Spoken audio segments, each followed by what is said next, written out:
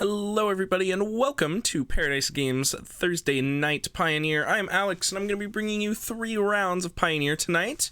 We have a little bit of Sam versus James, Abzan mid-range versus James on Eldrazi. It's a little bit of blue-green Eldrazi, the usual suspects you would expect to see, the classic Battery Shaper, Thought Knot-Seer, Reality Smasher. We got some Okos in there as well, so this Abzan mid-range deck, though, is definitely starting things off a little interestingly with Double Stitcher Supplier, and there's the Rally the Ancestors. I was about to say that this looks quite a bit more like a Rally the Ancestors deck than a mid-range deck, and sure enough, my suspicions are confirmed here.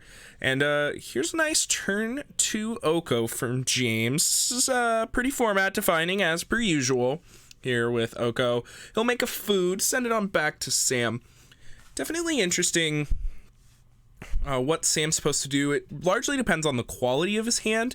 He had a few relevant mills there. I believe he milled a Cruel Celebrant, although I'm not certain what the other notable hits are. I do see the Rally in his hand, so that's certainly worth noting. Nice Elvish Visionary as well, so that's certainly a good one. Nice one to bring back as well. Usually these Rally decks in Pioneer are hoping to be able to rally for 2 instead of the 3 that we saw in Standard with the Nantuko Husks, but I think rally for 2 usually is the goal of these Pioneer Rally decks. But so 4 mana, looks like we could see Sam potentially cast a Rally next turn to try and get a bunch of value, especially if he has a second one. So well, it looks like there's a Cartel Aristocrat that got milled as well, so that seems really good actually. Sam might be able to do a lot of work with the first Rally here. And James kind of looks like he recognizes the position he's in. Opponent's been setting up really well. Ooh, Thought Knot-Seer though. That'll be able to take the Rally out of Sam's hand probably. And that's going to be very, very good. All right, so let's get a good look here. I see a Nantuko Husk. Oh, it looks like so Sam must actually be planning on Rally for 3, because he does have a Nantuko Husk in here. I believe his hand is Zulaport, Cutthroat, Nantuko Husk, and Forest. So 3 pretty good cards here. Oh, that is not a Zulaport Cutthroat. Excuse me. I'm not actually certain what the card in front is there. Looks like James giving it a read as well. Hopefully we'll get production to keep me updated on what that one is, but the fact that Sam is including the Nantuko Husk in his build tells me that he is planning on doing rallies for 3 as opposed to doing rallies for 2, which is a pretty big difference, I would see. And here we see a Zulaport Cutthroat get milled over. So James is certainly in danger here. If Sam just rips a Rally here, I think James is pretty likely to die. Just from 20, actually, so pretty scary. It looks like Mogus's Marauder was the card in Sam's hand there, so when it's the battlefield, up to X target creatures gain Intimidate and Haste until end of turn. Makes a lot of sense, where X is your devotion to black. Yeah, totally buy that. Looks pretty good.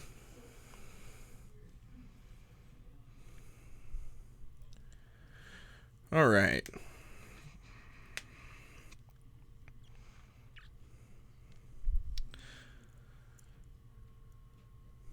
Stubborn Denial. Ooh, that's a good one for James. Stubborn Denial is probably one of the better cards in his deck right now. The Nantuko Husk makes things a little bit awkward for James with the attacking and all that. I honestly think that he should just Elk the Nantuko Husk, and then he'll be able to pretty much attack more or less freely. I mean, looks like Sam could have a potential double block on the Thought Knot-Seer by doing that, but we'll see how this goes. Here, this is interesting.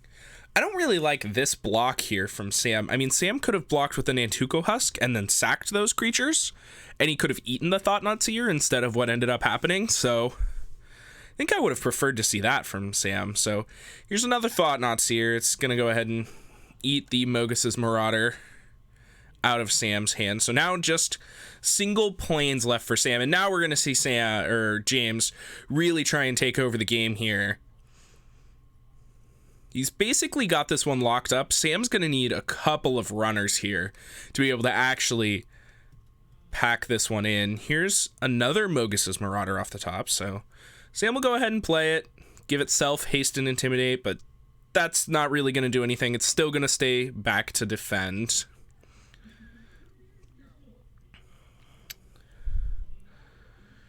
James, Tireless Tracker off the top. Ooh, he's got a Reality Smasher as well.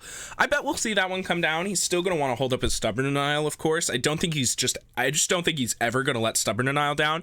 He's in such a commanding position right now that if he just doesn't tap out, he's certainly going to be winning. So here's the Reality Smasher I mentioned. I expect we'll see a land as well to be able to enable the Stubborn Denial, but it looks like James is just going to go ahead and attack first. He's not scared of any instants. We might actually be missing the land to be able to cast the Stubborn Denial. He is, so that's definitely an interesting decision. James elected to take himself out of Stubborn Denial in order to apply a lot of pressure here. This is dangerous. I mean, Sam's going to get 2 looks at a Rally the Ancestors here, and I think it's going to be lethal if Sam finds it, so he'll get the draw off the Thought-Knot Seer plus the draw for turn. It's basically Rally or nothing, so he definitely needs to find the Rally. He's only at 5, so looks like a couple of lands. That is not going to be it, so we'll see James take game number 1 here. Things looked pretty good there for Sam early, but the Thought-Knot Seers managed to take the Rallies out of his hand, and he just ended up kind of bricking off after that, so that's going to be James up 1-0. Let's take a look at the sideboards here for people. Over on Sam's side, we got 2 Voice of Resurgence, 2 Fatal Push, 2 Sin Collector, 1 Plague Crafter, 1 Ashiok Dreamrender, 1 Remorseful Cleric, 1 Vraska Golgari Queen, 2 Knight of Autumn, 1 Assassin's Trophy, and 2 Thoughtseize. So we're obviously trying to get our creature package a little bigger and have some more resilience here. So Fatal Push, pretty good, assuming that we can reliably trigger Revolts, which our deck definitely can. Plague Crafter seems quite good as well, so I'm pretty into that. Have them sacrifice one of their big creatures. The 2 Knight of Autumns are mediocre. The 1 Assassin's Trophy seems pretty good to me as well. And I quite like the Thoughtseize in this matchup as well. I think that if Sam is uninterrupted and has a proactive and effective start like he did in that first game there, I think that he's going to be ahead most of the time. If he can prevent himself from getting his hand stripped and interacted with, I think that the Thoughtseizes are going to be pretty good in kind of enabling that sort of plan. They're sort of like defensive Thoughtseizes. They're protecting your hand by disenabling James from interacting with you in that fashion. So I think I like those as well. Let's take a look at James's board. He's got 3 Reclamation Stage, 2 Grafdigger's Cage, 1 Mystical Dispute, 2 Disdainful Stroke, 2 Negate, 1 Scavenging Ooze, and 2 Feed the Clan. So off the top of my head, 2 Grafdigger's Cage are slam dunks. The 2 Negates, the 2 Disdainful Stroke, and the Scavenging Ooze also seem pretty appealing to me. We're really just trying to prevent Rally the Ancestors from resolving. That's kind of the whole idea here. So we probably want all of the interaction that we have in order to deal with that. So, and also now notably seeing the Grafdigger's Cage in James's sideboard, that definitely brings to my head that Sam should be bringing in some way of dealing with that, be it, I guess the Knight of Autumn stand out to me is probably the best plan for that. So Sam should probably also be bringing in Knight of Autumns, assuming he's got Grafdigger's Cage on his mind, which admittedly I forgot about, but I would hope that Sam has on the front of his mind playing the deck. So that's what I do. More interaction from James, a little bit more interaction from Sam, the usual post-board stuff. So looks like we got both players shuffling it up here for the second game. Like I said, I feel like if the game goes on in a way where neither player really interacts with each other, I feel like Sam should be able to find a combo kill before James is able to, find the last point of damage. But I could also actually see, a game progressing in such a way where Sam ends up with just a better board state than James between, Cartel Aristocrat and Antuco Husk and like a Zulaport Cutthroat or something like that. Just being able to sacrifice multiple dumb dudes, block sack, make profitable exchanges with cards like Elvish Visionary, Stitcher Supply, or the likes, where you don't mind sacrificing them to a Nantuko Husk. You get to eat a larger creature like a Thought-Knot Seer, Reality Smasher, and whatnot. So let's see how the game plays out. Oko is relatively good in this matchup, though I will admit I don't think it's at its best, so we'll see if James decided to trim any number of that. Of course, Oko is just so inherently powerful that I can't say I would be particularly surprised if they're just still all in the deck. That might just be a card you just never touch while sideboarding, and I wouldn't be shocked, but it looks like both players down to 6 here, so We'll have to see if hopefully these players can find a better 6. Mulligans are obviously no fun. Looks like just a little land light on James's side. I didn't get a great look at Sam's hand before he shipped it back, but from a glance, I think it was a little land heavy, so obviously not the hands these players are looking for. Sam definitely wants and needs to hit his 4th land at some point, but he's certainly looking for more hands, like the 2 lands, Elvish Visionary, Double Stitcher Supplier, like the last hand. Like, those are the hands you're really trying to find, and, it'd be nice if we can slap a Thoughtseize or something along in there as well, so. Ooh. Alright, let's see if Sam can piece James's deck back together. Alright. Take a look here. Sam draws 7 cards here. I see Elvish Visionary, Rally the Ancestors, a few lands, Cruel Celebrant. That looks like a keep to me if I'm Sam. Interesting choice on what's going on the bottom here. It could be the 3rd land, but it's more likely just one of the creatures. It is. I think that might have been a Tassiger that went back. I'm not certain if I saw that right. That would be a kind of odd inclusion, but all right. Looks like James will keep his hand as well. All right, we've got Taps Temple Garden Go from Sam. James will lead off with a untapped Breeding Pool and an Elvish Mystic. All right, Stitcher's Supplier off the top. That's definitely the best enabler that the Pioneer rally decks really have to offer. So I think Sam's probably pretty happy to see that one. It's a turn late, but I'm sure he'll be able to find a point on his curve where he's able to weave that one in. He drew another Rally the Ancestors here, and oh boy, here's another turn 2 Oko. So turn 2 Oko is like very, very good in pretty much every matchup. I can't imagine that Sam's going to be happy to see this. And I mentioned potentially trimming a couple, but obviously when you're able to do this consistently, it's just absurd. So here is Satyr Wayfinder into Stitcher Supplier. Sam working on filling up his graveyard, though I think that was largely a bunch of misses. No real relevant creatures, just a bunch of lands and a rally. He might have hit something, but overall not the mills he's looking for, so we'll see if James is able to capitalize. So Oko to 7. He'll go ahead and attack for 3 with the Elk. Sam makes the easy block. He's going to slap that Stitcher Supplier in front of it. There's some more action that we're looking for. Plague Crafter, Mogus's Marauder, and I believe that is... Oh, I'm not certain what the last one is, but... Oh, Nantuko Husk, I think. So some 3 CMC spells got milled. Here's another Elvish Visionary. He'll go ahead and draw another card. He's looking to hit his land drops. He's still got the Cruel Celebrant in his hand.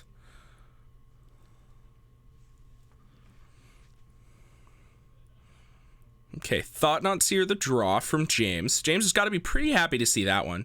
Here comes a food token. If he has another land here, I expect that we're going to see this Thought-Knot Seer come down. James has got to be worried about the Rally the Ancestors coming, and these are autopilot blocks for Sam here. He's more than happy to just put his creatures into the graveyard to be able to get them back with Rally, and ooh, there's another good one off the top. Sam's missing the land to be able to rally for 3, though, so it looks like he's just going to go ahead and cast Vraska Golgari Queen. That gets Stubborn Denial, just the Force Spike mode on that, but it's plenty good.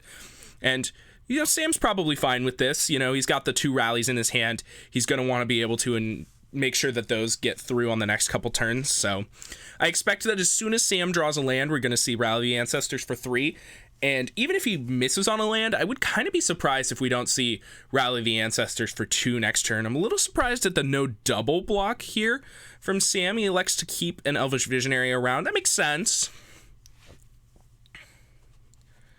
He does have Aristocrats in his hand, so I buy that. Here is Nantuko Husk off the top, and now Sam's just got to be thinking about whether or not he wants to rally for 2.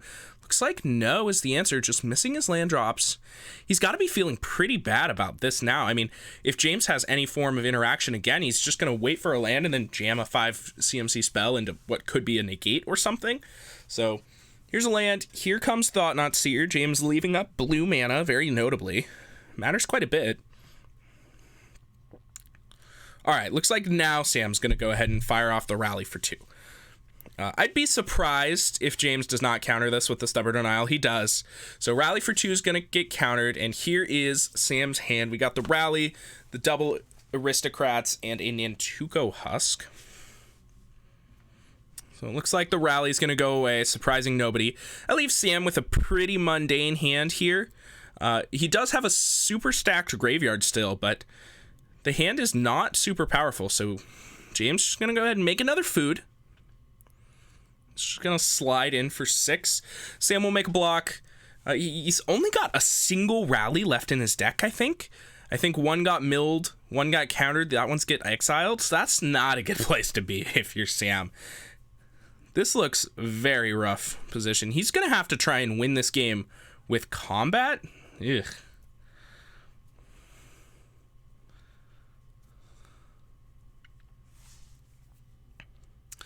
So here comes Nantuko Husk and the Aristocrat. And yeah, it looks like Sam's pretty solidly on plan. Just try and recover from this miserable board state, because the combo kill just looks increasingly unlikely. He's got multiple outs, but with only single rally, it's going to be tough. There are additional rally effects, notably in the format, but I'm not certain how many Sam is playing. Usually it's somewhere around like 6, but obviously rally's the best one. You mostly just play the 4 rallies because it's great. So we'll see how James ends up navigating this situation. I think if he just turns all of his creatures sideways, he's got to be really close to lethal here. He can make another elk out of the food. He does just that. Oh, it looks like he's electing to trade Nantuko Husk for his food token. It's not like Sam can really do anything about that. Oh, it looks like he's just going to sacrifice it, so James will keep the food. All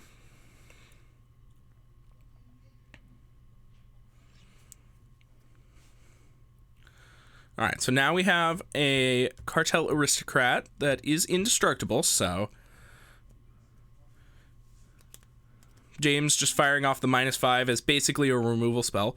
Wicked Wolf is going to fight the Cartel Aristocrat, but doesn't do anything relevant. But regardless, that's lethal anyways. So that's a quick 2-0 there for James as we see him take down Abzan Rally in what looked quite impressive. I wasn't certain if this matchup was going to be all that good, especially with the start that Sam had. I kind of thought he was just going to rally and kill James, but James, both games, managed to have the Stubborn Denial, the Thought Not Seer, to be able to fight his way through. So very impressive show there from James, and with that, I would like to talk about our first sponsor for the night, Tabletop.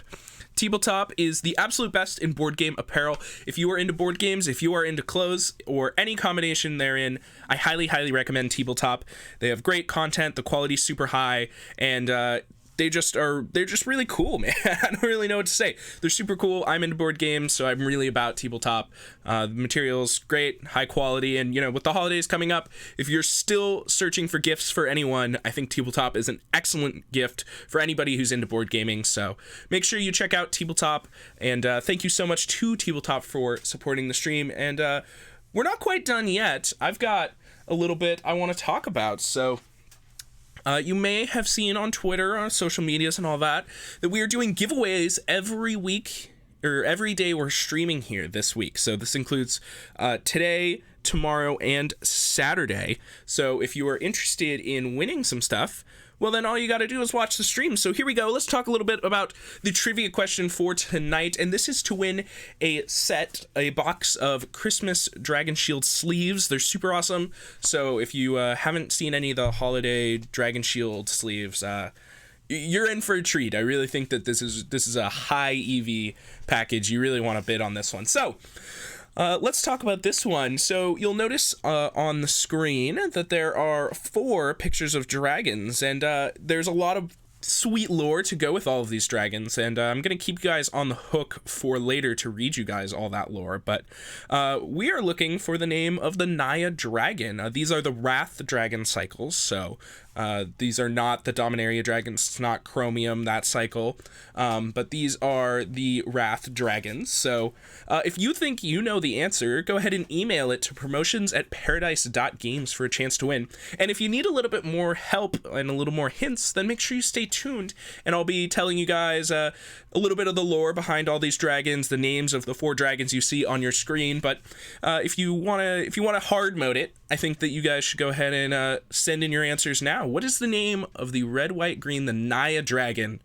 that is part of this cycle that is not illustrated here. Once again, this is for a chance to win a set of Christmas Dragon Shields, and even if you don't win tonight, make sure you come back tomorrow because we will have more giveaways, and come back Saturday, even more giveaways. I think we're going to have 2 giveaways on Saturday. So we're going to be giving away a bunch of stuff, a bunch of sets of dice and all that. It's going to be awesome. Make sure you guys stay tuned. With that, we'll be back for round number 2, so make sure you guys don't go anywhere.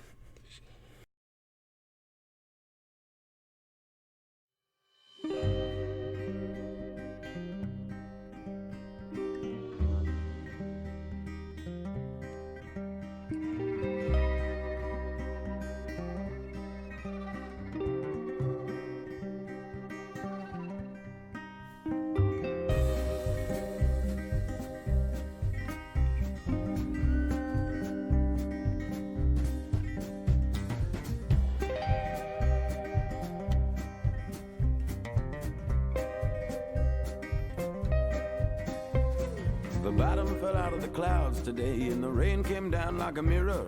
One big sheet and it shattered on the ground. Now it's 7 years of bad luck all over this town. It's collection time on all of your debts, and you can't get by just talking. Your smile don't work and your car don't start, and your doors ain't keeping you alone. No, not even if you lock them. No, not even if you lock them. When you're tapped into that bitter vein, just about anything feels good.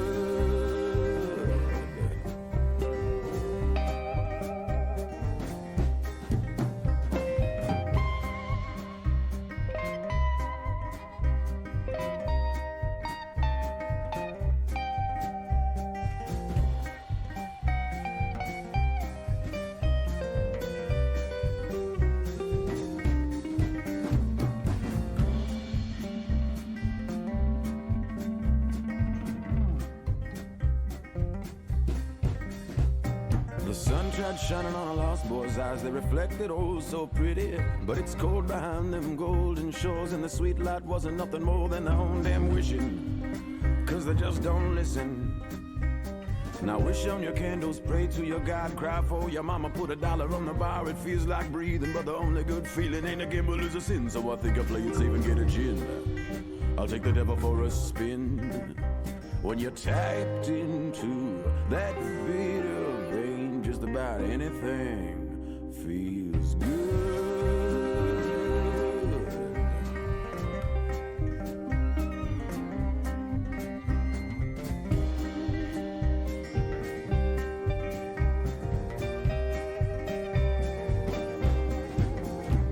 For some the morning brings another day, but all it does for me is shine an ugly light around in the room that I've been hiding in. Now I take the easy way, yeah, that gets harder every day, but I ain't here to fix myself. I'm just trying to blind these eyes from hell.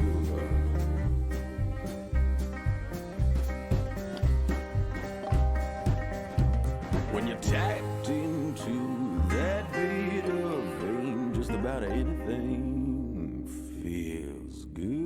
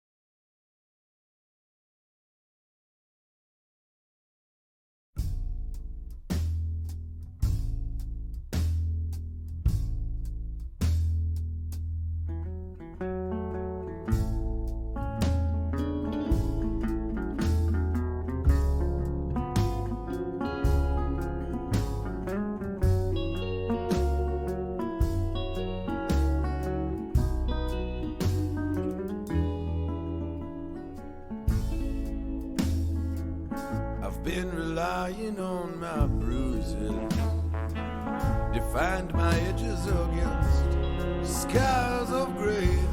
But now my worries are how far away. The sky is clear, and I begin to fade.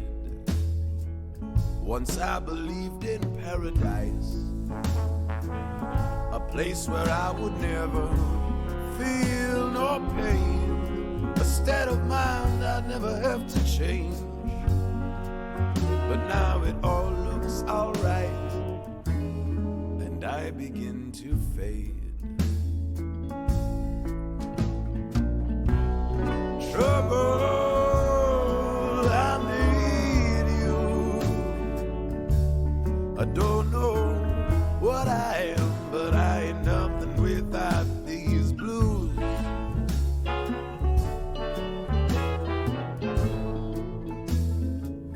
I've heard a million happy endings. I've seen the good guys win, I've seen the bad guys pay.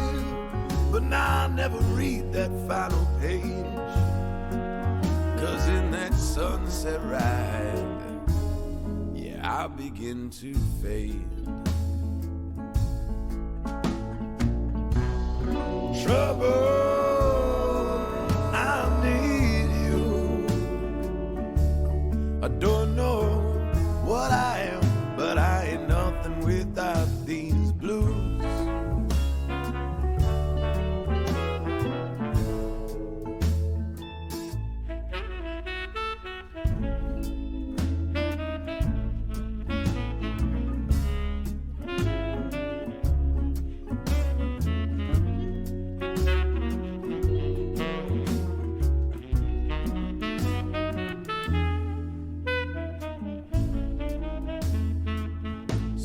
There's heaven for the hopeless, a place where we can all still wax and wane, a place where cloudy skies can still bring rain. So in my shaking faith, I clasp my hands and pray. I pray for trouble.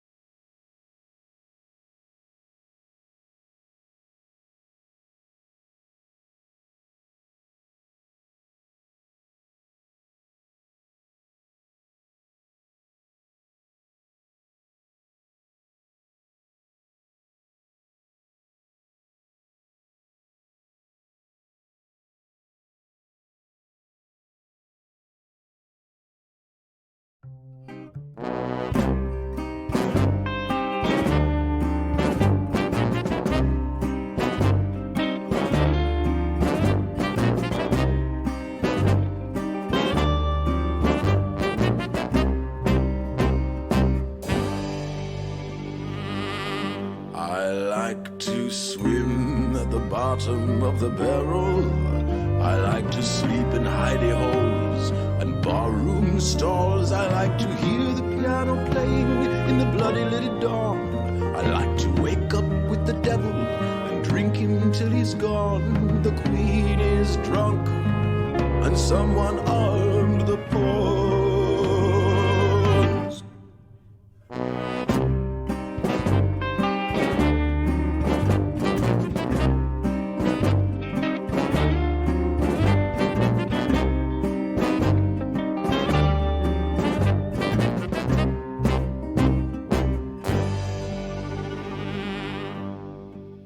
Oh, the truth they say is an acquired taste, a vice I've never thought to own. There is no cleaner left, so we filter it through cigarettes. For the gambler's mercy keeps us blind and fade.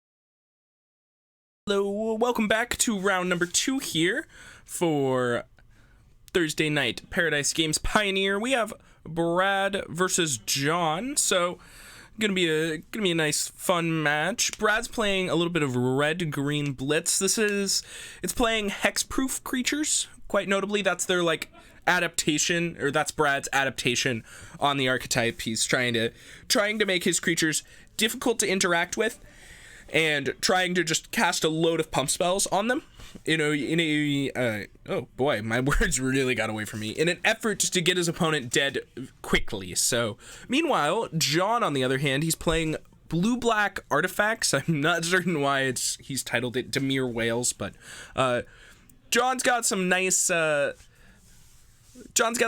ones in his deck. I'll leave a lot of the surprises to be encountered as we get there, but I'm pretty certain that I'm gonna need production to let me know what a good few of these cards are, because John did some digging through the depths to find some good ones for this deck. So looking forward to it.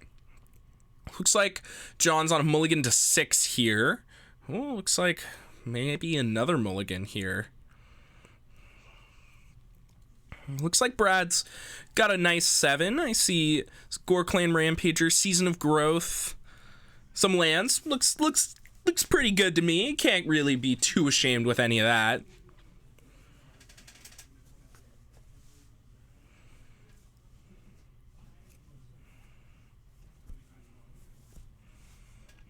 I also think I see a Paradise Druid there in Brad's hand, so definitely starting with the Boggle theme. Got his hexproof creatures and all that, so.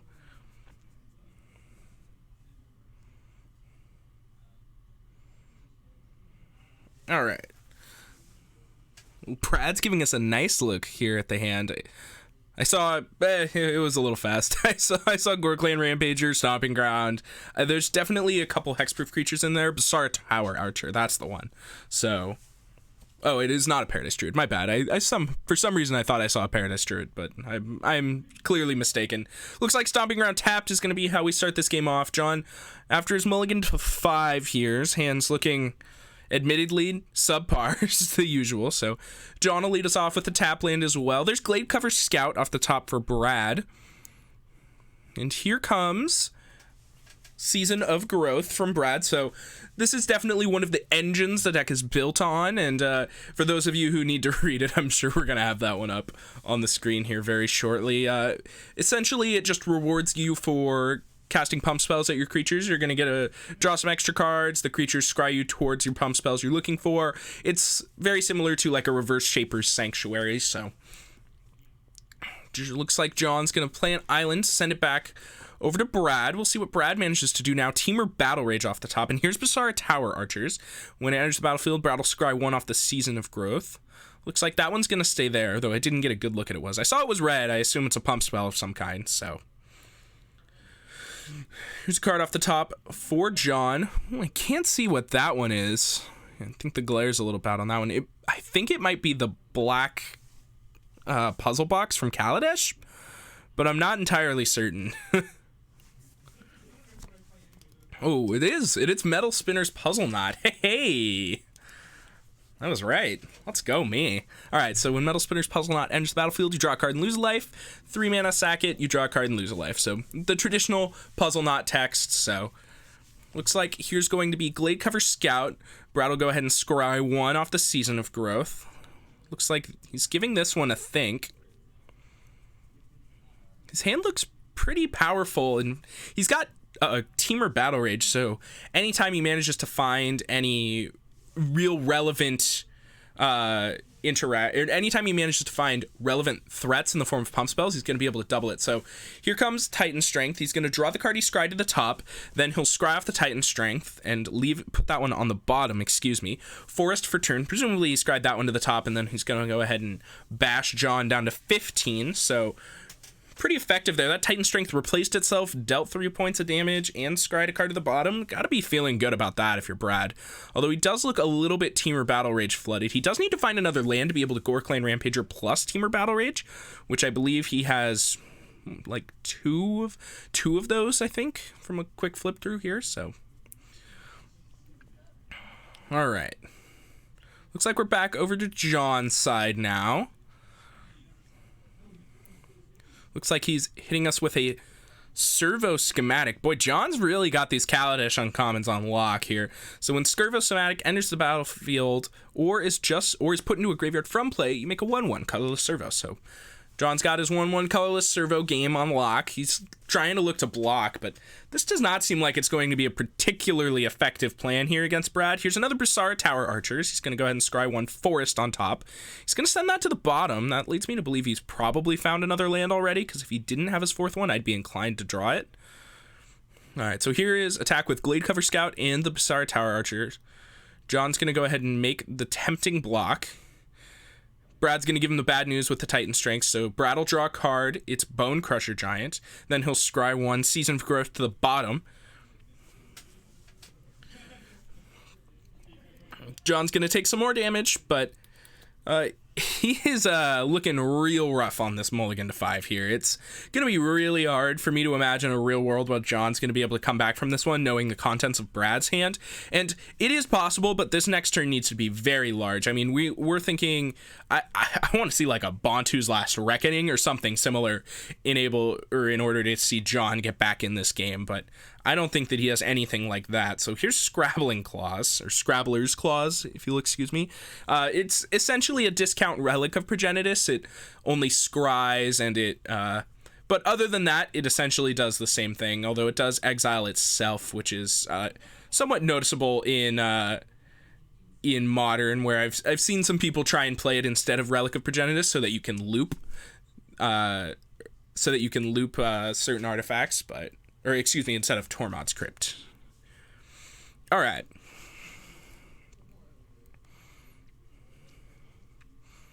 So now we'll see what Brad wants to do. Looks like he's going to Teamer Battle Rage his Brasara Tower Archer. He's got a trigger here, so he's probably looking to draw something to be able to pump. Looks like it's Mountain.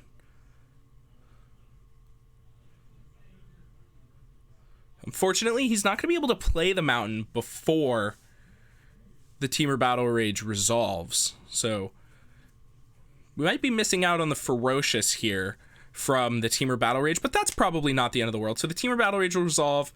Brad's going to play a Mountain. Then he'll go ahead and attack. Then he's going to Blood Rush the one that got Battle Raged with the Gore Clan Rampager. So that's giving it +4/+4. It has Double Strike. That looks like lethal to me. Brad and John agree, and with that, we're going to go to the sideboard here. So let's check out what Brad's got in his sideboard. Looks like he has 4 Destructive Revelry, 3 Gruul Spellbreaker, 2 Feed the Clan, 2 Scavenging Ooze, 1 Gore Clan Rampager, 1 Collision Colossus, and 2 Lava Coil. So Brad saw some artifact shenanigans going on, so the 4 Destructive Revelries look all right to me, although admittedly, none of the artifacts looked particularly like I wanted to be Destructive Revelrying them. I mean, we saw like a Servo Schematic, that's obviously not hitting that. Metalworker's Puzzle Knot, that doesn't even feel very great either.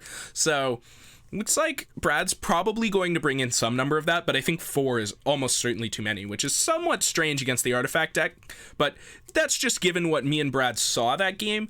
I could easily see going up to more if we see some extra stuff that we really need to deal with in the post board, so I think I like that. The extra Gore Clan Rampager seems okay. Looks like our opponent's lacking a little bit on removal, but they are playing blue-black, so we might not want to go too crazy here, so the Feed the Clans, no thanks. Scavenging Ooze, didn't see any real reason. Lava Coil doesn't seem excellent. I mean, we didn't see any real reason to need Lava Coil here either, so I expect a little bit of light sideboarding from Brad after that game, whereas John, let's take a look what he's got. He's got 3 Yahenni's Expertise, 2 Never to Return, 2 Grafdigger's Cage, 2 Drown in the Lock, 3 Negate, and 2 Disdainful Stroke. From John, I'm a big fan of the 3 Yahenni's Expertise. The Wrath effect seems very important in this matchup, even if on most board states, Brad's planning on just having 1 or 2 creatures. You're really looking to be able to, sweep those away and give yourself a reprieve, and being able to develop on the turn that you're also playing the Wrath seems exceptional to me. The 2 Never to Returns are another one that stand out to me. Once again, we do need ways to deal with all of the creatures. Negate is an interesting one. It definitely has targets that are relevant, but I'm not certain that that's the battle you want to be fighting. I think against these heavy pump spell decks, you want to be fighting against the creatures and less so against the pump spells. And, Never Return's a little awkward because a lot of those creatures have hexproof. In fact, all of the ones Brad played did. So you're not certain if you can really find the targets for it. So you might just have to rely on the Henny's expertises to get you through. But hopefully, from John's side, one well-placed Yahine's expertise is going to be enough to, kind of stabilize the board and let him take over with a more powerful late game than Brad has. And, Brad does have some very explosive turns in him if he has a lot of mana, but I believe that John should be at an advantage if he gets to just play the game out and, make 6 or 7 land drops without his life total being under too much duress. So we'll have to see how it plays out, though. Of course, this is why we play the games. Hopefully, John manages to avoid any further mulligans. That's obviously no good every time that happens, so we'll see how that goes. Looks like Brad's decided his plan already. We'll see what John's up to as well. Looks like he could be giving it a little more of a think. I think he's got a pen and paper out now. Not certain what he's thinking about or what he's writing down. Maybe he's taking notes. We'll see. Okay, so Brad, all right, so we got an update here. Brad is giving John notes during the match. So Brad's helping him out in the middle of the match so that he can improve. So that's awesome to see. Glad Brad's helping him out. Looks like Brad's just giving him, various cards that he should look to add to his deck. So makes sense when we're seeing, Metalworkers not and, servo schematic. Brad's certainly the person that I know who would just snap off weird Kaladesh artifact that looks good in this deck. He's absolutely the best person I know at that. So it makes a lot of sense that he's probably got, random Cons of Tarkir common that would look good in John's deck or whatever. So let's see what we got going on. Looks like Brad's got a pretty reasonable hand. Some lands, Basara Tower Archer, a couple Collision Colossus, or a couple Seasons of Growth, and a Bone Crusher Giant, Collision Colossus as well. So seems all right. Oh, yeah, here's the production letting us know. Looks like Brad recommended Warped Physique to John, and this is what I'm talking about. I don't know what Warped Physique does. Like, what the heck does this card do? Target creature gets +X -X until end of turn, or X's number of cards in your hand. Sure. Yeah, whatever. It looks like a weird removal spell. Looks like John's going to start us off with an island and a blast zone, and he's going to Metalworker's Puzzle Knot hit the field. There's Gladecover Scout off the top for Brad. Forest will be the land for turn, and here's Season of Growth. He'll send the turn back over to John. See what John's up to now. Looks like both players managed to keep 7-card hands this time, so hopefully we'll see John make a third land this game, which he unfortunately never got to do in the last one. All right, what do we got? Looks like here's a servo schematic from John. He'll go ahead and put a 1/1 into play. He's still missing any way to sacrifice that artifact. I'm curious what ways he has in his deck to enable the second servo to come out of the servo schematic, and whether or not it's really worth it, because at face value, servo schematic, even if you can consistently play it and get it off the battlefield to make the 2/1 servos, you're not super thrilled about. You have to be doing something good with the sacrifice ability, so I'm definitely interested to see what he is up to in order to see if I'm really about this servo schematic. So here's Gladecover Scout. It's going to scribe bottom. That's all for Brad. He'll ship it back over to John now, who takes a draw step. Looks like a blue-black tap land here. Dimir, Fetid Pools, Dimir something. I'm not certain exactly which tap land that is, but we'll see if he has anything else he needs to do. John considering an attack. It is Choked Estuary. Thank you, production. Looks like he's not going to attack.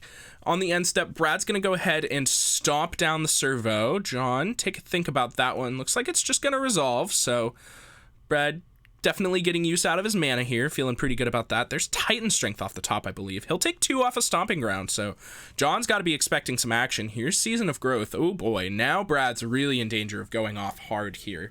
With double Season of Growth, he's got to be feeling pretty threatened about Brad's ability to cast like 1 pump spell this turn and then untap and kill him. Seems pretty likely. So here's Colossus. It'll give +4/+2. Brad's going to draw 2 cards off the Seasons of Growth, regardless of whether or not the Colossus resolves. So he'll draw 2. They are Forest and another copy of Collision Colossus, and then presumably John will be taking 5 here if he has nothing to say about it. Of course, 5 not the biggest of hits, but it is solidly in threat range for next turn. So here's Metallic Rebuke. He'll counter that, just take the 1. He still drew the 2 cards, however, so Brad's got to still be feeling pretty good about this.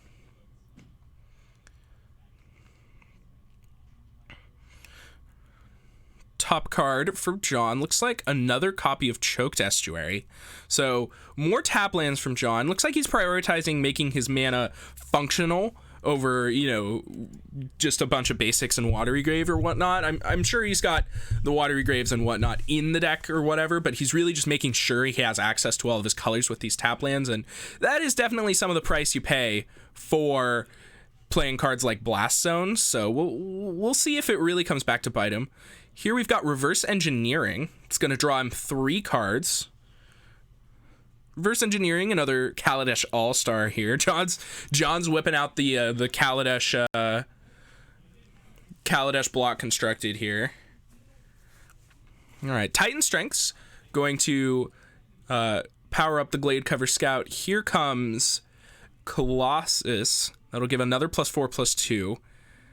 Oh boy, Brad's really going off now. So we've given our Gladecover Scout 7 power already this turn between Titan Strength and a Colossus. Here's a land. Temur Battle Rage would be very close to lethal. Not quite, unfortunately, for Brad, but we'll see if he's got anything else. Looks like it's just going to be the attack for 7 and a Basara Tower Archer to follow things up. That's an attack for 8. So John will go down to 10 when the Basara Tower Archer enters the battlefield. Brad will scry 1 twice, so it's going to be bottom for him. And then he'll ship the turn back on over to John.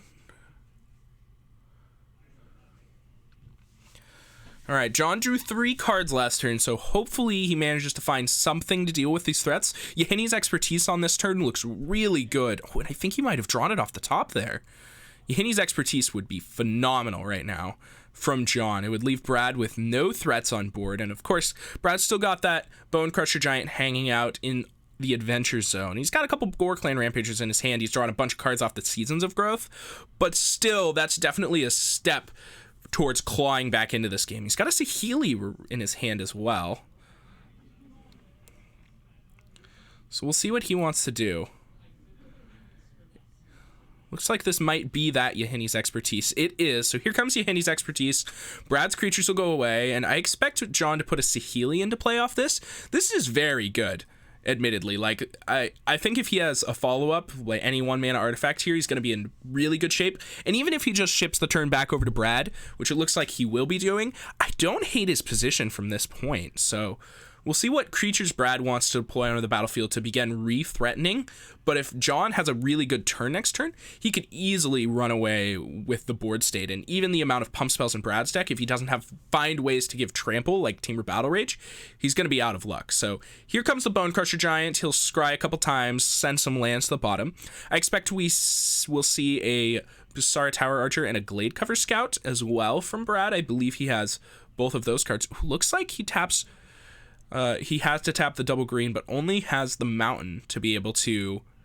so he's unable, to cast the Basara, or to cast the Gladecover Scout in his hand. So I do think he has a Stomping Ground, though.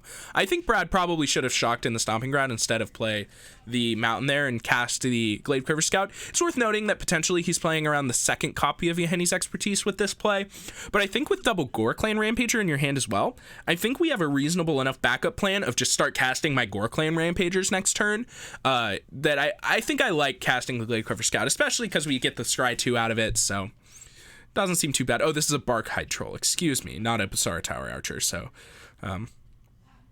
Barkhide Troll, certainly an all-star. He's leaving up the 1 mana to be able to remove a counter from it to protect it.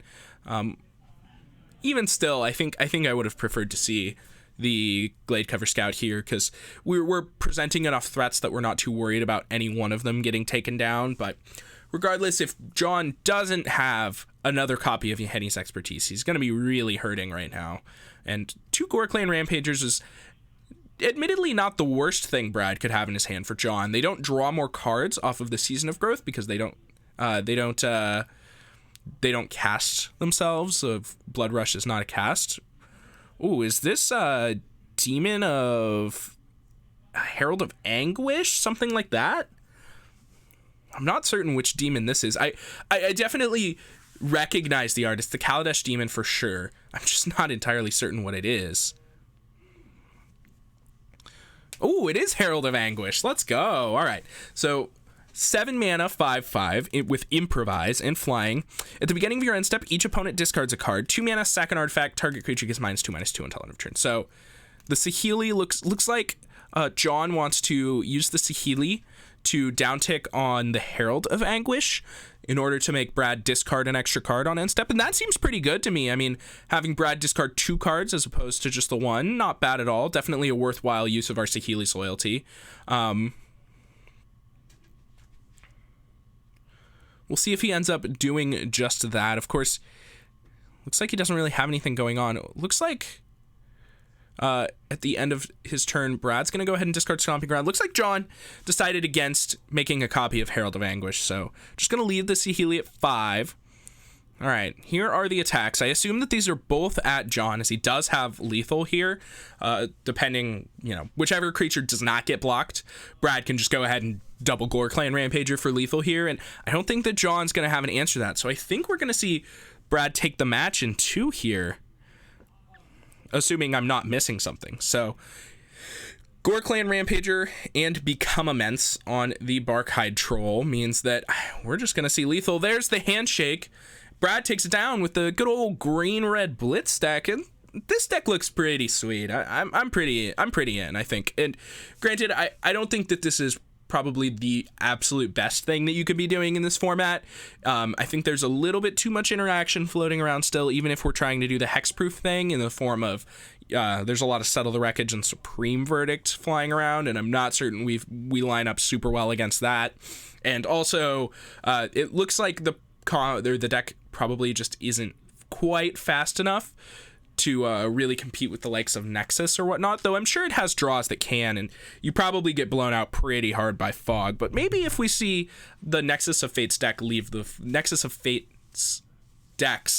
the format, we could end up in a place where this green-red Blitz deck looks pretty all right. So let's go ahead and thank our second sponsor for the evening, Die Hard Dice.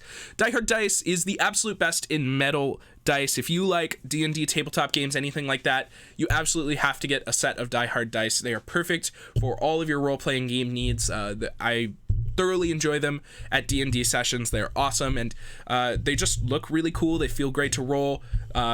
They're just pretty much great. I just don't have anything else to say other than that. They're awesome. So thank you so much to Die Hard Dice for supporting the stream.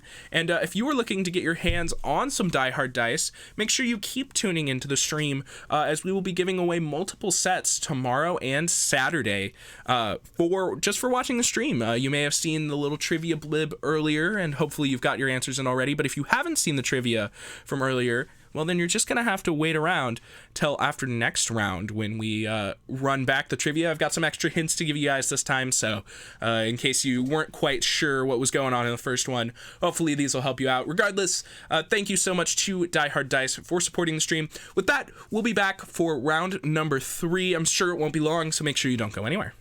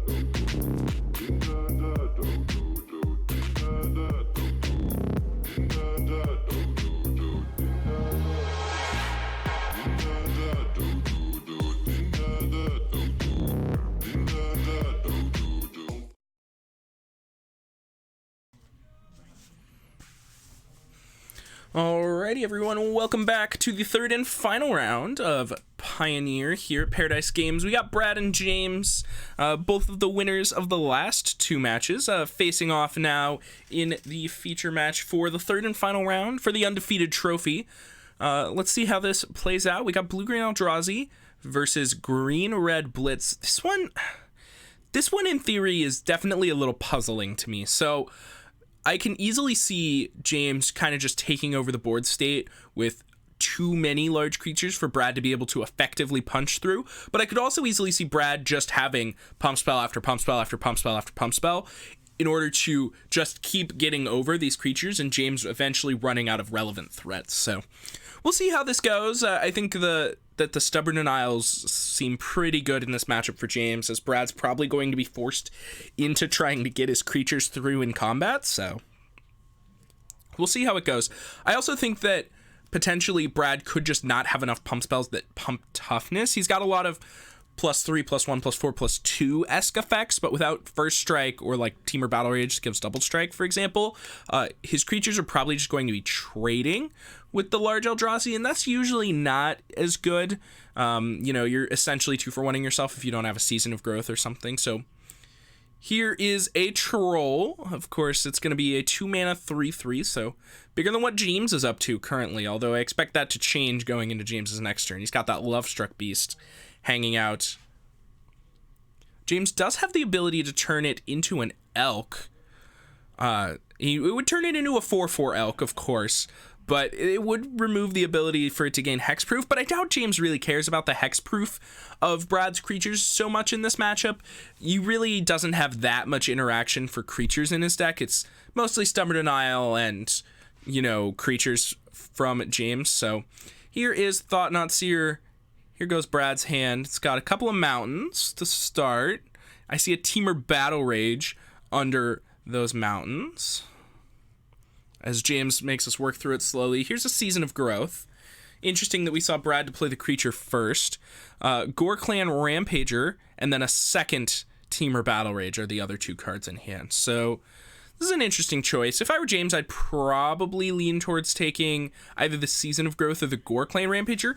Leaving him with double Teamer Battle Rage is pretty scary against our deck because we really want to be blocking with our larger creatures, but Gore Clan Rampager +4/+4 is definitely big enough to threaten your creatures, and also the double Teamer Battle Rage don't do anything on their own. So looks like James agrees Gore Clan Rampager is going to hit the bin, and there's Titan Strength, the draw from Brad. That's a pretty good one now, because I bet James is going to be pretty tempted to block, but looks like Brad's just going to go ahead, play the Season of Growth, ship the turn. He's not willing to trade the Troll plus a Titan Strength for the Thought-Knot Seer, interestingly enough. All right, let's see what James finds himself up to now. He could also theoretically try and tick this Blast Zone up to 2 at some point. That seems very effective against what Brad's got going on. CMC 2 tends to be the kind of the sweet spot for all of Brad's creatures. So here's an attack for 4. Brad's just, didn't want to offer the trade then, not willing to offer the trade now. Gonna go ahead and take the 4 down to 15. James will ship it back. So we could see potential extra counter going on. James has a Reality Smasher in his hand. Wonder what else he's got going on. I wonder if we're holding up a Stubborn Denial or something similar here, along with just shipping the turn with potential Blast Zone threat, or if we're mostly just on empty here and looking to hit another land to be able to really cast our threats. Notably, James could have deployed a Lovestruck Beast, so that's got to be pinging on Brad's radar that he must have something, and as a matter of fact, I talked myself to it, so James must have something here, and it's likely not just put counter on Blast Zone, although it easily could be just put counter on Blast Zone. That does seem quite good here, so I expect to see no blocks here from James. And James is probably just going to be preparing himself to take like 10 this turn or something, assuming that Brad had drawn any pump spell. Certainly far from ideal, but looks like that's what we got. So here is a 1/1 jumping in front of the Troll. Looks like Brad just says okay. Interesting turn here, and then James puts a counter on the Blast Zone. So sure enough, that was all that was going on here. So here is activate Blast Zone. Brad's going to cycle a Teamer Battle Rage off the Season of Growth in response. And then James will just be able to get in for 4 uncontested here. He strip mines himself here, and he is missing land drops. So James is definitely banking on Brad not having anything relevant here, looking for Brad to be missing on creatures and the like. But bad news for James. Here comes Busara Tower Archer. Busara Tower Archer, of course, is a creature. So no good news for James. James looks like he's still missing on lands. Oko, Thief of Crowns in hand. I see an Elvish Mystic as well. Looks like he's going to attack for 4. Brad happily takes it down to 7. Here comes Oko, Thief of Crowns. I expect that we're just going to make a food this turn. Looks like we will ship the turn back over to Brad. So Brad's going to need to string together some pretty impressive spells here to be able to find lethal in a timely manner. Of course, James representing lethal on board now, so if Brad doesn't have an attack for 20 this turn, he actually can't make it. And with the Busara Tower Archer, we need to give 8 power and then cast Teamer Battle Rage to be able to get there. I see Rimrock Knight, Titan Strength, and Colossus. That does make 8, but does he have enough mana? We've got 2 mana from the Collision Colossus, 1 mana from both spells, so that costs 4 mana, means that he's missing 1 land to be able to kill James this turn, which is not great for Brad. So if we're 1 land away from being able to kill James, what's our best choice? It looks like we're probably just going to have to pass the turn and try and make a profitable block of some kind. Potentially go after the Thought-Knot Seer, be able to draw a card for our troubles. So here's a land from James. Oh, he's got a Thought-Knot Seer pulled to the front of his hand. That one seems quite good. Be able to take away a Teamer Battle Rage, and that'll end up basically eliminating any ways that Brad really has of killing you here in the near future. So I think we'll see that come down. And oh, Questing Beast. Oh, Questing Beast looks much better to me. And yep, that's plenty good. That'll pack it up for Brad. So James manages to find lethal, but he was really close to dead there. Just a single land would have been enough for Brad to kill him, but of course, didn't have it, so we'll see James take the first game in this match. Let's take a look at the sideboards. Brad has 4 Destructive Revelry, 3 Gruul Spellbreaker, 2 Feed the Clan, 2 Scavenging Ooze, 1 Gore Clan Rampager, 1 Collision Colossus, and 2 Lava Coils. So what stands out to me immediately, the Lava Coils seem great. They're going to deal with some bigger creatures like Thought-Knot Seer and the like, but also when they're on the play, they'll probably just get pointed at Mana Dorks somewhat frequently and try and slow James down, really. The Gruul Spellbreakers don't seem particularly good. The Scavenging Ooze, The extra Gore Clan Rampager seems excellent in this matchup. The +4/+4, I mentioned the toughness boost being really important in the matchup, so I think I like that one quite a bit. So I would expect to see the Gore Clan Rampager, the Lava Coils, and that's probably all that really stands out to me. Maybe Brad's got some stinkers that he wants to bring in some other stuff for, but those are the ones that I like. Let's take a look at James. He's got 3 Reclamation Sage, 2 Grafdigger's Cage, a Mystical Dispute, 2 Disdainful Stroke, 2 Negate, 1 Scavenging Ooze, and 2 Feed the Clans. So I think I like the negates from James. Like I said, we're probably just creatures-wise, we're going to be bigger than Brad. So if we can get our creatures into combat and prevent Brad from pump spelling them, we're likely going to win those combats. And Brad's, I believe, going to be forced into some of those combats somewhat frequently. So I think that seems like a pretty good choice to me. The Reclamation Sages are an option. We saw Season of Growth out of Brad. I don't love it, but if we've got cards to take out, I'm pretty into that. The 2 Feed the Clans are other ones that stand out to me as totally doable. Gaining 10 life seems pretty relevant in this matchup. You know, if Brad overextends into a Feed the Clan and ends up dying on the backswing, that seems like something that could easily happen. So it's going to be rough for Brad to overextend into the open mana like that, but it doesn't seem entirely impossible. So, so sometimes Brad's just going to look down at his hand. James is going to have no blocker. He's just going to turn his creature sideways and hope that he gets it through. So we'll see how that ends up working out for him. And of course, James does still have the Stubborn Denials in his deck that are really going to shine in this matchup, I think. The single mana negates are going to be really, really good because, just in the nature of them being turned on, it's going to mean that James is likely winning combat. So take a look at the opening hands here for game number 2. Brad's got looks like reasonable hand. and looks like James is going to have to ship his back. Hand looked pretty good, but I'm not certain it had any lands, so I think that one's going to have to go. Brad's hand, on the other hand, looks like it's got a Rimrock Knight, Forest. I see a Stomping Ground, Teamer Battle Rage, Lava Coil. Looks like a pretty good one. Yeah, Brad's hand looks great all around, honestly. It's got a Glade Cover Scout in there as well. Just looks like everything that Brad wants to be doing over there. I think he might be missing, one or two pump spells. The Teamer Battle Rage looks slightly out of place, but all things considered, I like the Lava Coil. We've got Glade Cover Scout and a Lava Coil lined up for a potential, Elvish Mystic, or if Brad decides that he wants to save the Lava Coil for bigger threats, then that's a totally viable option as well.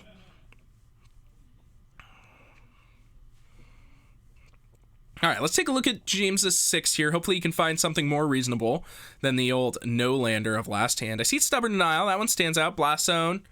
That one looks like no good either. I didn't get a great look at the rest of the cards, but assuming James's frustrated handshake there, I'm going to guess that Blast Zone might have been the only land in that hand, and that he just didn't have any colored sources, so gonna have to ship that one back. Down to 5 now is James, and I really like Brad's hand against a 5 from James. The Lava Coil looks excellent.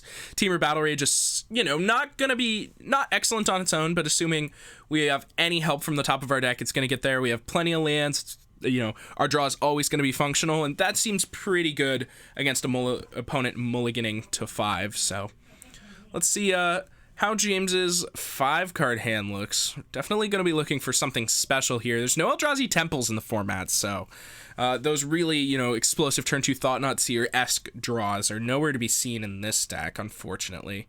Of course, James really wishes he could find something like that, because that's really what you're looking for on a 5, something just absurd, a nut draw, explosive, and but it looks like he's just going to have to settle for an okay hand. I see a Gilded Goose at the front of the hand there, so feeling all right. Oh, there's Oko. Speaking of nuts, he's goose into Oko probably, and we've seen this one many a time, so we'll see if Brad is going to be able to find a way to deal with it. Another Teamer Battle Rage off the top. Definitely not quite what Brad was looking for.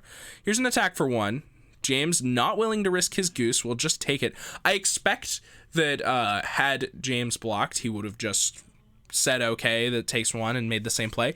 But also, I'm sure Brad definitely considered Lava Coiling the goose there instead of what he did. He might regret not doing that here once he sees this Oko come down. So Oko's gonna hit the field. It'll plus to make a food. We'll see what Brad wants to do about that. He could just leave the Oko at bay and try and go at James's face directly, try and have set up for a couple really explosive turns, but it doesn't look like Brad's hand has enough pump spells to be able to realistically do that. So I'm not crazy about that line. I think Brad might just need to send some damage at the Oko here and try and take it out. Brad notably also has a single red mana. That's really awkward. So with only 1 red mana, we can only cast a single card in our hands. Looks like Brad does elect that he has to send the damage at Oko. Rimrock Knight is going to be his 1 spell for turn. Definitely not quite what Brad wants to be seeing. We'll see what James elects to do with his turn. He's got the Oko Blast Zone's land for turn. I think he's probably going to be making that food into an elk. I also see a Heart of Kirin in his hand. That one looks pretty good to me. Odds are we're going to be tossing some blockers in front of these creatures to try and protect our Oko, and we're going to expect at least one of these combats to end not super profitably, but it looks like he goes for the +2 to make the food. All right, here comes the Heart of Kirin. Heart of Kirin, once again, probably going to be tossed in front of something, trying to make a profitable block happen. Here's another Basara Tower Archer off the top for Brad. Not what he's looking for. He really wants to find pump spells, and this is one of the problems of decks like these, is sometimes you just draw the wrong half of your deck. Teamer Battle Rage and all creatures, and it looks really awkward. So, all right, looks like we've got 5 damage getting sent at Oko, 1 at James. So Brad fearlessly attacking. Obviously, he's got he's got enough pump spells to be able to get him through this combat profitably for sure. So let's see how this goes. Looks like Heart of Kirin has been declared as a blocker, and Gilded Goose, I think, might also be blocking the Glade Cover Scout. I think I like this block from James, assuming that is what's happening. I'm not entirely certain that that those are the blocks, but we'll see what Brad elects to do. So Team Brute Battle Rage will take out the oh, okay, I see. So Heart of Kieran on Basara Tower Archer was the only block. Brad then elected to Team Brute Battle Rage the Rimrock Knight to kill the Oko by giving it double strike, and that was the only block from James. So James took the one from the Glade Cover Scout, not willing to risk his goose, but the Oko is down, so Brad managed to trade in a Team Brute Battle Rage to kill an Oko, and I think he's feeling pretty good about that given the state of things, although I think James might have another Oko in his hand, which is definitely bad news for Brad, given all of the hard work that Brad just went through to get that first one off the field. And I expect we'll see an Elk on this turn. So James managed to get a pump spell out of Brad's hand. James going to go ahead and crew his Heart of Kieran. Attack for 7. Oh boy, James is on the aggressive now. So he's up and ready to go. Gilded Goose still back to defend if it needs to. Here's a draw from Brad. It's Stomping Ground. Would have been helpful a couple turns ago, but it doesn't look great here. Brad really just needs to find pump spells, though admittedly the red mana source will probably help him cast a flurry of spells on a future turn, but he's already under immense pressure now from the Oko and the Heart of Kieran. I'm not entirely certain that he's going to be able to realistically find that time to cast all of those spells, especially given that the Stomping Ground will cost him 2 life. This is 7 points this turn and 10 points next turn, when Oko makes the other food into an Elk. This is a really tough spot. I mean, Brad cannot Lava Coil the Heart of Kieran. He could Lava Coil an Elk to just get that thing out of the way. This is certainly one of the worst positions for this Lava Coil. It doesn't look excellent here, though. Admittedly, I think it would be quite good most of the time. So he's going to take the 2 damage from the Stomping Ground. Looks like he's got no effects before combat, so we're just going to see him go ahead and attack. So here's these attacks. Looks like I didn't quite see where they were declared, but I definitely saw that the Glade Cover Scout was at James. I'm not certain if the Rimrock Knight is at Oko or at James, but it looks like Rimrock Knight is at Oko. So Rimrock Knight at Oko. We'll see if James wants to fire up a block of any kind or what's going on here. If he decides to fire up the Heart of Kieran and block the Oko, he will end up trading his Heart of Kieran most likely. And this is the block I actually like the most. Just Goose on Rimrock Knight. All right, you're going to need trample or whatever, but more than likely this is just going to be okay and you're going to lose your Goose, but that's definitely the permanent you least want on this battlefield. So I quite enjoy that block from James. And then here's Brad with a second main Basara Tower Archer. No Lava Coil still, so certainly an interesting choice. So James going to go ahead and crack the Blast Zone that's on 1. He's going to remove the Glade Cover Scout, although I do think that James needs to tap another mana for that, if I'm not mistaken. I think that ability costs 3. Yep, there we go. Looks like he's catching up now. So James has made his food token into an Elk, and now he's got what looks to be a nearly lethal attack lined up. We'll just see how hard he really wants to go. I would expect to see all of these just start rumbling. I mean, what's the worst thing that could really happen? I mean, we're probably attacking into a pump spell of some kind, but looks like it's just going to be the 2, leaving an Elk back. I'm not crazy about this. I think I like, forcing the lethal attack and forcing Brad's hand. Now Brad can kind of just say okay if he wants to and end up having 2 attackers next turn if he ends up with an absurd pile of spells in his hand. I think Brad's still going to be forced to Team or Battle Rage the Basara Tower Archer and try and trade with a Heart of Kieran, which feels miserable, obviously, but I just don't think we really have much of a way of beating it. And going to 2 here feels kind of like a death sentence, but we'll see if Brad manages to piece that together. Theoretically, if he can get the Oko off the field and kill an Elk, there's only one creature that's able to crew the Heart of Kieran, so that's a potential plan for Brad, but here is Team or Battle Rage on the Basara Tower Archer. That's what I mentioned. It looks like that's going to make the trade. So Brad will take the 3 down to 6.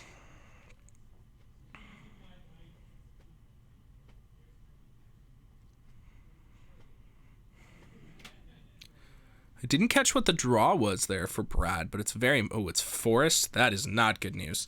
So I think at this point, Brad is certainly forced to Lava Coil a 3/3 Elk. I don't think we really have any options. So there's the Lava Coil, the 3/3 Elk. Looks like Brad's willing to get aggressive. Attack for 3 at the Oko. Elvish Mystic, the draw for James. He's got a couple of those now. So I think James is going to be more than happy to deploy those. Here's a food token.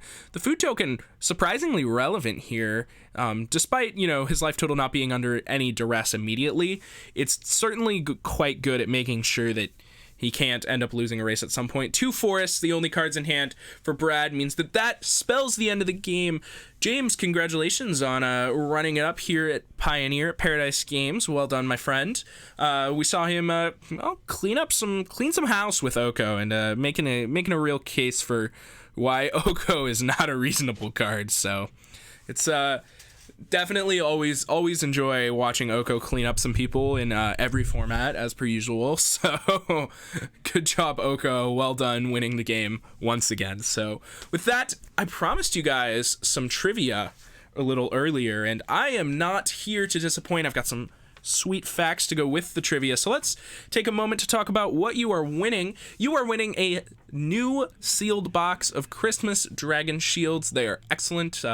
If you haven't seen the holiday Dragon Shield arts on anything yet, you're missing out. So you guys definitely want to win this one. So if you think you know the answer, make sure you email that answer to promotions@paradise.games with the subject title Thursday Night Giveaway, and make sure you get us your answer, and hopefully you can win. With that, I promised I'd have some extra hints, so I've got a bunch of lore to go with these dragons to help you figure out what the missing Naya Wrath Cycle dragon is. Let's give it a go, shall we? All right. The 5 primeval dragons are supposedly the 2nd generation after the elder dragons. They were self-proclaimed gods and once ruled over Dominaria until the Numena managed to imprison them and steal their power. The primevals were ordinary dragons until all of them were awakened, when their combined magic unlocked their magnificent powers. Their names had a special meaning in Old Draconic, describing the stages of a dragon's life. The first primeval was Daragaz, which means conception. The third was Treva, youth. The fourth, Dromar, adulthood. And the last was Croesus, death.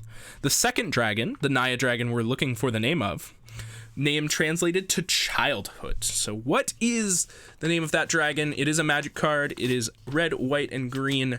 And that's all you need to know. All you need to know is find the name of that dragon, email that answer to promotions@paradise.games, and you will be entered for your chance to win a free pack of Dragon Shield sleeves. We ship anywhere in the US, so if you're interested in winning, make sure you do that. And if you're interested in winning even more prizes, we'll be giving away a bunch of sets of dice, die-hard dice in particular, the best dice there are, on Friday and Saturday this week. So make sure you tune in on that. And if you missed any of the stream and you looking to go back, check out anything you missed, make sure you check out the PodVod later. It'll be up on YouTube, usually in a couple hours after the upload time takes a while, of course, with these larger VODs. So if you want to go back and check any of that, please do. If you're watching this on YouTube at a later date, well, thank you for watching, but also make sure you come watch us live. We're live every Monday, Thursday, and Friday at 6:30 p.m. Pacific Standard Time with live Magic the Gathering, and we will be live on Saturday this week, pretty much all day Saturday, with a Pioneer Cash 1K. So if you guys enjoyed the Pioneer action tonight, you want to see more of it, well, we've got this Cash 1K. It's in 3 days. You can sign up online, pre-register. I highly recommend you do pre-register. I really do think that it will cap. We have a relatively small cap of 48 players. It's Cash 1K, it's Pioneer, it's popular, so if you're in the greater Seattle area, please make sure you pre-register, and I'll like to see you on Saturday. You can get on stream, all that. You can be famous. I'm looking forward to that day very much. So thank you so much for tuning in. I will be back tomorrow night with some Standard, and we will be joining you with some extra Scoop Mob stuff. Scoop Mob is the Paradise Games competitive Magic the Gathering team.